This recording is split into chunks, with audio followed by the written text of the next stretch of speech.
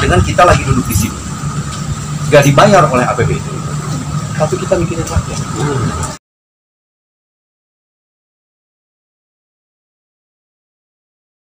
Berbicara soal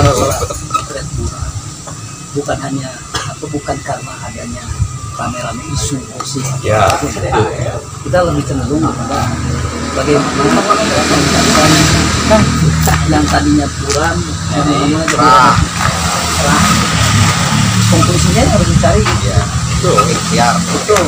Ya itu tadi kan, ketika saya belum pernah mendengar ataupun melihat bahwa para inohong pendidikan di Kabupaten Garut ini sama-sama mendukung Sudah, siapa yang inohong siapa yang dia kenal di praktisi lah. Garut? Ya banyak. Siapa banyak? Taufik juga salah satunya. Saya hanya bagian kecil yang concern. Enggak, maksudnya yang bergelar. Soalnya gini, Saya ini melihat problem besar pendidikan yang tadi saya melihat perkembangan komunikasi media. Saya hanya melihat dokter Sakur saja. Bener, itu setiap acara ada, setiap acara artinya apakah cuma satu? Itu kan problem sebetulnya. Terus siapa lagi sebetulnya yang bisa tadi kan tujuan besar Akang ingin mengkonsolidasikan, ingin ada salah satu FGD, tapi FGD-nya itu bukan dengan pemerintah, tapi para tokoh itu Betul. melihat root cause analisisnya itu memang dilihat secara dalam, apa sih sebetulnya yang harus diperbaiki ini pendidikan kita. Tadi apa? Bebancong ya? Ngawangkong. Ngawangkong di Bebancong. Tapi ternyata tidak dibaikin juga sama. Belum. Baru akan. Tapi janjinya kapan? tapi insya Allah akan segera terrealisasi. Kang, ini pertanyaannya menarik lagi. Tadi ada tokoh si Nohong kayak gitu. Itu problem juga dalam pendidikannya. Sebagai lembaga ada itu karena tadi kita ini sudah jauh antara pendidikan dengan realitas. Betul, itu ya. Itu kan problem. Jadi belum tentu orang-orang yang ada lagi di kampus-kampus gitu ya.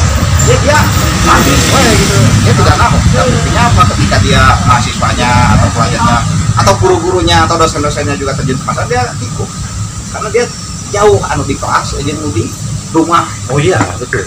Atau di ruang-ruang publik. Nah ini problem. Jadi ketika disebut inohong, jadi hukum atas standar inohong pendidikan ya justru inohong pendidikan itu orang-orang yang kita tidak terlihat tapi dia bergerak. Ya, umpamanya ustad mengajar, dia itu sertifikasi, tapi dia tetap mengajar. Ya. Guru-guru yang lain hanya di pelosok-pelosok honorer nggak bertahun-tahun tapi dia ngajar. Nah inilah mereka ini kurang untuk masih kena grup itu, masih kena ayah pendidikan. Nah mereka ini yang tidak Kalau bicara itu sama dengan. Nah mereka harusnya ditanya begitu, diberikan Sama ruang dengan mereka gini. itu. Kalau logikanya begini. Tadi. Kalau Kang Rofi ngomong kayak gitu, itu sama dengan kita lagi duduk di sini, nggak dibayar oleh APBD, tapi kita mikirin rakyat. Kan itu kan? Itu analogi. Problem itu adalah problem mereka yang kita temukan adalah orang yang tidak tersentuh oleh politik anggaran. Pertanyaan saya, kenapa nggak tersentuh, Pak? Kenapa nggak tersentuh? Yang tadi fasilitasi. Ya itu fasilitasi Tidak kurang. terfasilitasi. Dari pemerintah memfasilitasi apa yang tadi disebutkan itu kurang banyak. Dan bahkan saya belum pernah ini kalau memang toh seperti itu apa namanya pendidikan di Kabupaten Garut itu kurang, kita sama-sama Ada gerakan hari ini di dinas ya, bukan guru gerak dulu ya. Kita pelajari, padahal itu baru 2 tahun terakhir. Saya di lingkungan internal itu kita udah bilang sejak tahun 2018 guru penggerak. Kalian nanti jadi ini disebut guru penggerak teh yang orang nyin sorangan guru penggerak mau gerak orang sesuaikan tadi dengan anu tidak tersentuh Bu. Guru penggerak teh mah ayeuna kita benar tuh guru penggerak itu adalah tadi yang bisa menimbulkan kurikulum merdeka, sekolah merdeka. Ada seremonial unggul ya. Nah, itu problem ketika disebut istilah guru penggerak ini lebih banyak bermain di wacana. Dia ayah harapan. Ini juga beres. Ya, saya kan sebetulnya ini untuk teman-teman RPG juga, saya sering menyatakan begini. Politik anggaran kita kan pragmatis. Kalau dalam hukum tata negara, hukum administrasi negara, kan luar biasa loh. Apaan? media itu kan menjadi salah satu alat dalam demokrasi kan. Sekarang orang ngucapin selamat ulang tahun aja dimuat media. Iya kan? Orang ngucapin selamat ulang tahun aja sampai harus tulis di media. Bagaimana literasi bangsa ini kan? Saking kita nggak bisa mengontrol. Harusnya kan yang masuk di media itu adalah sesuatu yang memang bisa lebih mencerdaskan. Nah, betul kan? Saya sepakat ketika berbicara literasi. Ketika ngucapin selamat, berbondong-bondong orang satu adaptasi. Ya. Coba lihat orang-orang pintar, orang-orang yang disebut praktisi pendidikan di Garut yang telah membuat sebuah literasi. Sangat kurang. Sangat kurang. Lebih banyak, saya dari 2017 ini masuk Garut. Kebanyakan kalau sepertinya ada persoalan di Garut itu, ya, yang ujung-ujungnya paling lama ya. Jadi sekolah kuburan ini kapan tak dijelas. Yang saya lihat, waduh, saya kaget nih. Sadis gitu. Jadi ya termasuk kalau tersokong kayaknya macam Iya. Tapi ya kita dari tadi kan bicara tentang fakta-fakta potret buram ya. Iya. Tapi ada dua hal menarik sebetulnya yang ini bisa dijadikan stimulus bagi semua orang lah gitu ya. Yang pertama, kita tertarik bahwa untuk memprakarsai perbaikan pendidikan harus ada ngobrol di depan ngobrolnya jangan ngawang di bawah macam. Yang ngobrolnya jangan sampai tokoh aja, ajak dong tokoh yang harusnya. Ya kan, termasuk kita bisa by name by address masalah guru-guru, kita tanya seperti apa, kita bikin resolusi di situ oleh para itu yang pertama. Yang kedua, kurangnya literasi yang datang dari praktisi pendidikan. Pertanyaan saya, kurangnya berapa persen? Kudu survei lah. Nah, lakukan survei aja Pak. Ya. Nanti ya itu salah satu stimulus gitu. Jadi kalau dilihat di sini adalah aman sih karena mau mulai sama rasa Atau bahkan nol. bisa Terus hari peranan Dewan Pendidikan main juga problem.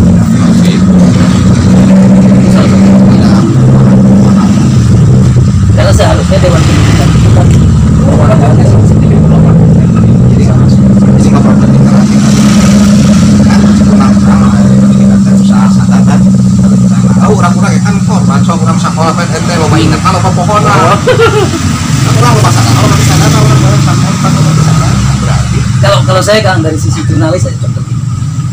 Jangan terlalu jauh kita bicara tentang membuat sebuah aplikasi ya. Aplikasi legislasi melaksanakan. Ini mah kalau seperti namanya share berita, share ya. Kan judul. bisa dibaca Nanyakan. Kan itu maksud sah. Itu dibaca. Tahu lah. Kan unik. ya Unik gitu. Jadi lebih suka judul kan. Ya lebih sebenarnya baca judul dan kesananya tuh dibaca isi jadi baca sih masih kan ada banyak gitu kan. Kalau share berita, mereka masih bertanya tentang isi atau bungkus gitu. Kan gitu. judulnya baik Jadi ya kalau sepertinya harus membuat karya.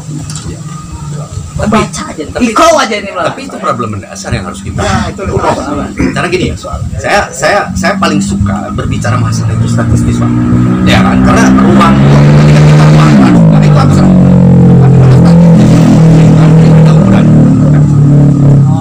Saya ingin menyatakan sebuah masalah pendidikan bahwa literasi orang Garut kalau diukur dari 77 daerah itu urutan 75. Indonesia pun begitu. Jadi daya literasi membaca matematik Ingat baca gitu. ya universalistik, bayangkan yang menyedihkan apa? Ketika diukur pemuda yang lulusan SMA yang usianya 25 dan 26 tahun setara dengan kelas 2 SMP orang Denmark. Itu fakta. Kita bicara yang lebih holistis ya Pak ya, yang lebih generik. Nah, kan itu kan kita akan mengurai dengan kebijakan negara. Karena kalau kita bicara tentang SDM kan hanya dua hal. Integritas dan kapabilitas. Kapabilitas mereka punya. Paling kapabilitas integritas. Ya kan? Nah itu fakta gitu. Ketika orang lain udah mau literasi digital, sama literasi bertulis ya, Jadi jangan dulu bicara tentang literasi, macam ya. nah itu tadi Karena masa itu bagian dari literasi. Ikro lain malah nah, gitu. tadi karena proses upaya usaha sadar dan berencana itu tidak dijalankan untuk pendidikan itu. Jadi bagaimana mau memfasilitasi, bagaimana mau mengambil kebijakan yang baik atau sesuai dengan standar. Kenapa ikro naik dalam konteks? Nah, sih masalahnya. Saya pernah tahu.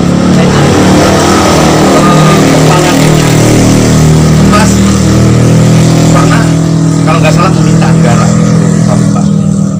jadilah gedung Parigel. Kebayang? Gedung Parigel.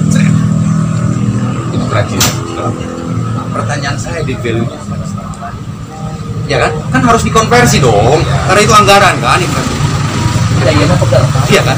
Jadi Parigel. Nah, harusnya nih kayak DPKG. Ini perhatian juga nih bagi teman-teman yang ada di DPKG kan ya. Biar Bapak tertolong dengan para literasi dan dia jadi jangan hanya kita serang dengan pengadaan pengumuman dan segala macam saja itu silakan aja aparatur penegak hukum lah ya yang ngomong. Harusnya DPKG itu harus mampu memberikan konsep berpikir yang strategis. Pertama, kita akan mendorong DPKG ketika dia menulis literasi, meminta ke kabupaten untuk dibikinkan satu gedung literasi. Itu kan lebih akan punya edit value kan? Itu salah satu contoh besar misalnya. Masuk nggak? Kalau yang tahun itu kan ada ruang literasi perpustakaan di Perpustakaan daerah. Nah, kita pun nggak kenal itu di mana. Perpustakaan daerah. Di rumah sakit. Kita di alun-alun lah ya. Anu dibangun full dibuat Ada depan pramukanya. ya di bawah.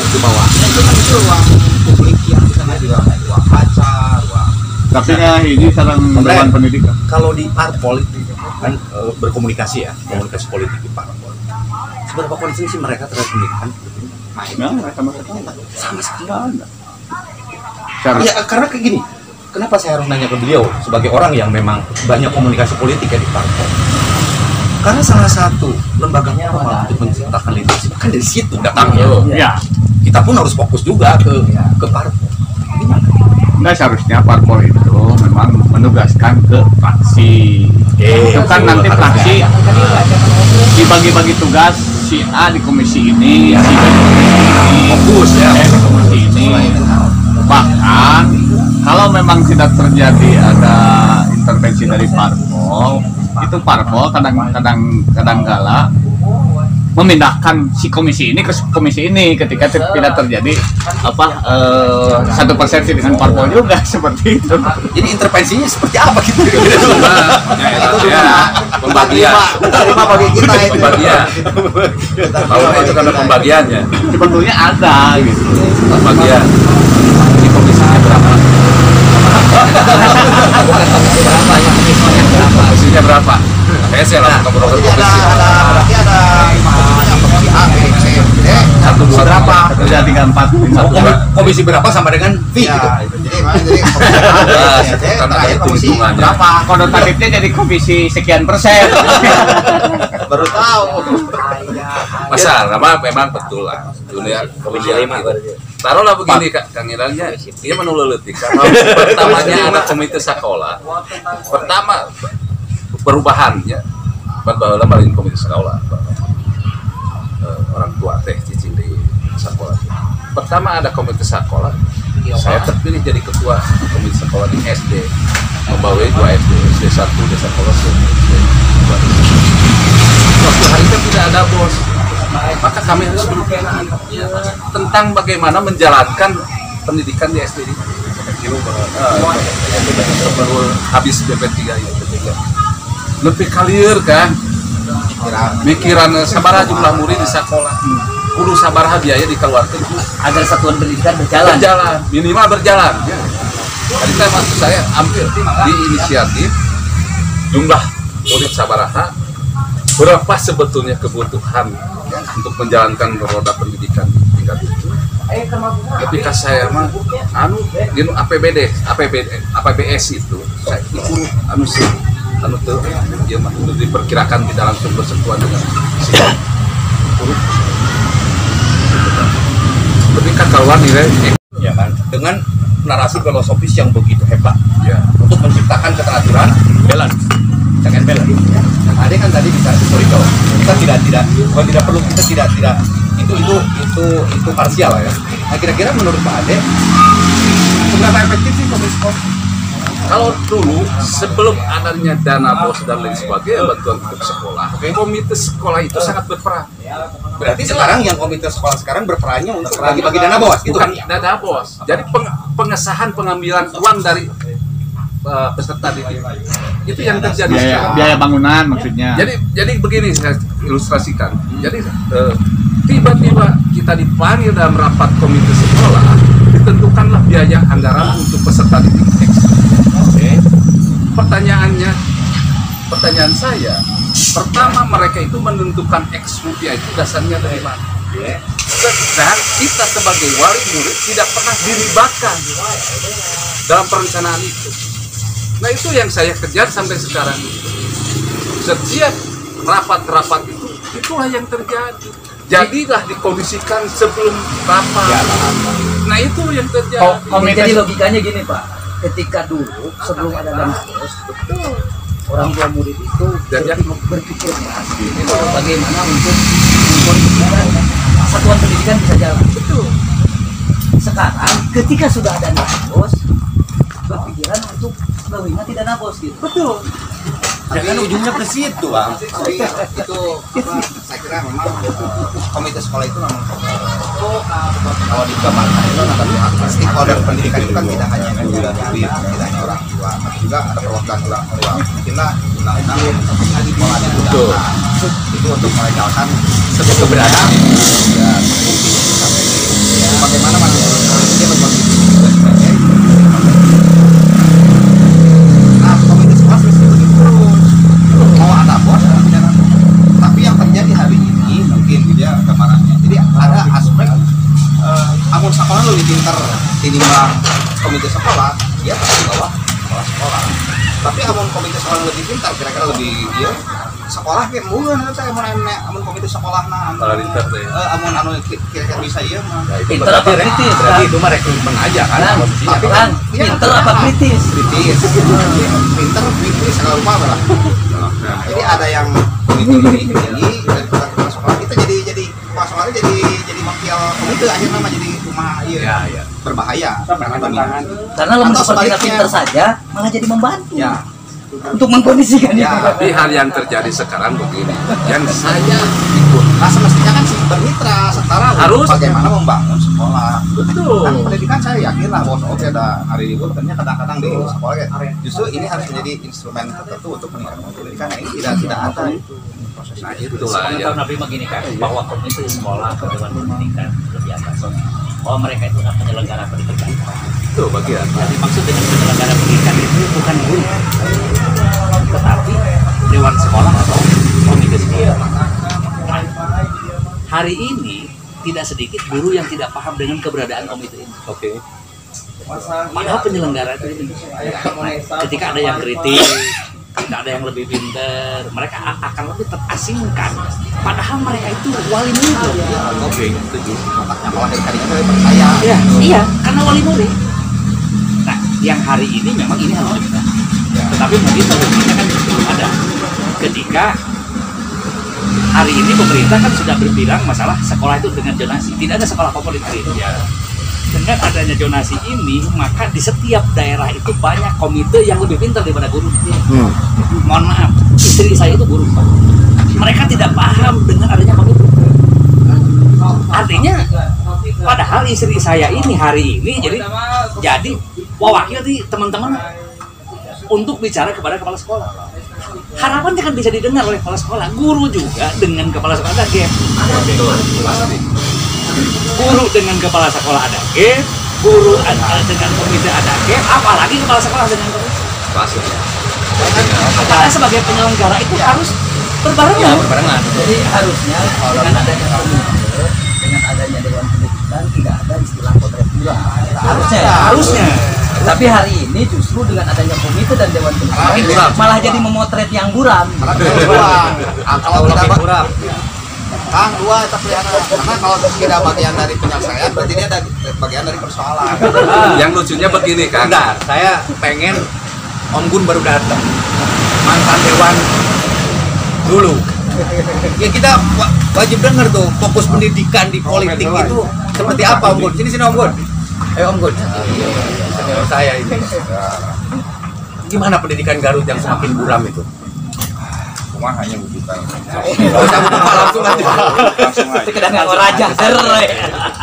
sebetulnya partai dengan aktivis itu kita aktivis lah. Namun aktivis sok aya nu biayaan rumah kendalinya partai cuma Sarisna. Tapi pada intinya kami politisi dan aktivis itu ada idealis lah, punya ideologi yang perlu dipertahankan. Makanya ada kader-kader partai yang ngecek itu tadi bukan berarti itu locak pun dan pengaruh di itu. Nah, kita cari sebetulnya di mana kita harus duduk. Pada prinsipnya abdi sareng ini betul pejuang mah tidak ada tempat untuk penguasa. Pejuang selalu pejuang itu di luar penguasa itu ya. Saya kira sementara mengenai pendidikan belum Garut seperti orang ini. Enggak, Garut aja. Kita orat aja. Jadi di Indonesia bahwa pendidikan itu mudah keluar sebetulnya. Seperti ini. Waktu itu kita punya suatu pahlawan tanpa kita. Kita punya pedoman bahwa guru itu pengabdian. Tapi pada akhirnya tahun 2000 berapanya Mogar dengan arogan segala rupanya nuntut bahwa guru itu juga sebagian dari pegawai negeri dan sebagian dari manusia yang perlu hidup kan gitu. Padahal pada prinsipnya guru itu hanya berkepentingan dengan mencerdaskan anak bangsa, tidak bermain dengan ranah yang lain. Guru itu mencerdaskan anak bangsa. Adapun kalau mau bergerak, berangkatnya ke fasilitas bahwa sekolah ini harus punya bahasa Inggris, harus punya lebih supaya cekang Indra teh aman selalu IPM-nya naik. Ya, betul. Bukan ke Prupit lamun perusahaan mah. Guru itu bukan ke Prupit, tapi selama ini guru itu ke Prupit akhirnya. Kenapa? Karena mereka merasa bagian dari birokrasi itu, dari pemerintah itu sebagai PNS. Nah, jadi rohnya itu udah keluar sebetulnya. Mindsetnya berubah. Mindsetnya udah berubah. Makanya saya kadang-kadang lucunya di kampung saya, tahun 2000 itu komitenya misalkan Pak Indra. Sampai hari ini masih Pak Indra, udah 20 tahun itu. Jadi otoriter. Oligarki. Ya, oligarki. Tapi kadang-kadang kalau si komite itu bergerak dengan komite dan beberapa kali penggantian kepala sekolah juga udah tidak tahu yang mana sih sebetulnya kepala sekolah atau komite. Jadi bahasa keren nama saudara hajiran nama stempel buku lah komite teh asal ayah gitu, asal ayah. Jadi Kang Gun itu mengkonversikan bahwa komite sekolah itu hanya stempel ya. Daripada sistem itu tidak dipakai, kalaupun ada komite itu bukan bagian dari kita untuk sekolah itu, dari bagian dari orang yang bisa dikondisikan oleh sekolah. Jadi bahasa di kampung abdi masak sedih, kebetulan abdi istri RW gitu. Tanda tangan sekolah teh ke RW, buku RW tanda tangan teh bukan ke komite. Padahal kita perlu guru-guru yang bisa mencerdaskan anak bangsa. Jadi udah bermain RW tanda tangan ini kan itu mana lah nah gitu. Sementara kita kalau kritis sebagai orang tua, karena roh guru itu udah hilang, kita teraniaya di sekolah. Tidak kritis ya, karena kita harus sampaikan kebenaran itu. Pakai saya lah kayak rapat, namun kepala sekolah datang, anak saya ngomong, "Bapak bulan rapat Pak, anaknya berhubungan." Dapat karena kita tandai. Makanya cek saya, kita sebagai aktivis mengenai pendidikan dan masalah peluang selewek bocor gitu ya, salah rumah bocornya nanti kita melangkah itu dari guru. Karena PGRI itu kan bukan Maksudnya melangkah dari guru itu apa ya? Ditargetkan. namun tukar pikiran kalau cari di mana sih mereka duduk di ini sebetulnya. Karena seakan-akan PGR itu pemerintah, padahal PGR itu swasta, sama dengan PP dan IPAS. PGR itu nah gitu, APSI misalkan, APSI bahkan lanjut juga bukan pemerintah betul sama IPA gitu. Nah, jadi guru itu seakan-akan merasa dirinya saya ini pejabat pemerintah, padahal PGRI itu swasta, kaget kan? Ya, Nah, makanya kita harus melangkah ke PGRI itu supaya lagu himne guru dan pengabdian itu melekat kembali di mereka. Jadi ada harus ada penguatan di PGRI. Di PGRI. Apa yang harus dikuatkan? Nah, makanya bahasa abdi mah gitu. Di Indonesia itu orang kita udah terlalu banyak, orang terlalu banyak yang tidak ada alat sosialnya, alat sosial itu. Di Indonesia itu perlu sosial yang dibenahi, bukan orang-orang pintar bukan sosialnya. Mereka itu duduk di mana?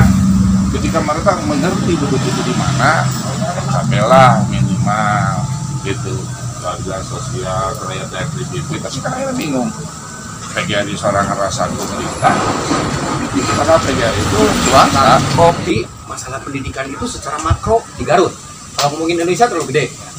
Secara makro tadi abang bilang kita harus mampu melibatkan Inohong, yang katanya Inohong atau stakeholder pendidikan itu tidak hanya muncul satu nama. Kita pun lama-lama bosan kalau yang muncul itu aja. Kita perlu tokoh-tokoh pendidikan yang mungkin salah satunya di antara bapak-bapak di sini. Jadi kita perlu konsolidasi penuh, meskipun itu gratisan, tidak pakai duit APBD. Yang ketiga, bagaimana caranya kita membuat konsep berpikir agar mendorong DPKG ini tidak hanya ribut di media masalah pengadaan, tapi bagaimana kita bisa melihat produk dia. Sestrategis apa sebetulnya thinking dia mengenai literasi pendidikan Garut dan selama. Itu yang saya konklusi dari pembicaraan tadi kan ya. Penutup Om Rek. Oke. Closing dari saya mungkin tadi Bung Ana Pak Indra menyebutkan Ketua Komisi 4 ya adalah Pak Tatang Sumirat. Betul. Dan dia adalah teman saya juga. Ya. Saya berharap nih menitik beratkan ke Pak Tatang Sumirat. Ya. Panggil dong dengan ada permasalahan seperti ini Dewan Pendidikan dan Kadisdiknya ke legislatif di DPRD. Mungkin seperti itu aja dulu closingnya. Anggun, 1 menit. Nungaran Dewan Pendidikan teh tugas teh meriksa, mengawasi, mengarahkan, kan gitu udah tadi pendidikan itu. Tidak ada satu klausul atau satu item pun bahwa Dewan Pendidikan itu boleh bermain proyek. Jadi erek profesional tidak profesional tetap salah. Nah gitu. Kedua, diam itu bisa dikategorikan mas, tapi diam itu boleh dikategorikan juga mengakui ada sesuatu. Tinggal pilih kalau emang mereka respon, kami siap dipanggil, kita audensi di mana pada sarang dinasna Pak Bupatina kalau bisa mengarah kenangan di sekdana. Nah gitu. Jadi kita tidak bisa diam kan, bahwa negara itu bertumpu kepada anak-anak kita di dinas pendidikan yang mengelolanya. Ketika dinas pendidikan tidak berkompeten dengan cara-cara mendidik anak kita, selesai negara ini. Indonesia bisa jadi Timor atau bisa jadi Brunei atau bisa jadi yang lain. Sementara kalau mengelolanya seperti di Garut, maka Pade closing. Pade. Agak panjang sedikit ya. Jadi 1 menit Pak. Bercerita tentang keburam sistem pendidikan Garut. Keberadaan Dewan Pendidikan khususnya dengan komite sekolah. Saya hanya mengingatkan yang namanya badan-badan tersebut seharusnya membantu, bukan untuk mengambil. Khususnya di komite sekolah, saya sampai saat ini belum ada komite sekolah setiap tahun itu melaporkan neraca keuangannya, tapi tiap tahun pasti minta duit ke orang tua. Jadi kalau saya nafiskan bahwa ini ada pelanggaran hukum bisa terjadi karena apa? Kalau kita mengumpulkan duit dari tiap warga masyarakat dan tidak melaporkan tentang perkembangan neraca keuangan itu, bisa dikatakan pungli. Kalau sudah dikatakan pungli berarti pelanggaran hukum, patut diduga itu akuntabel gitu ya. Tindak korupsi gitu.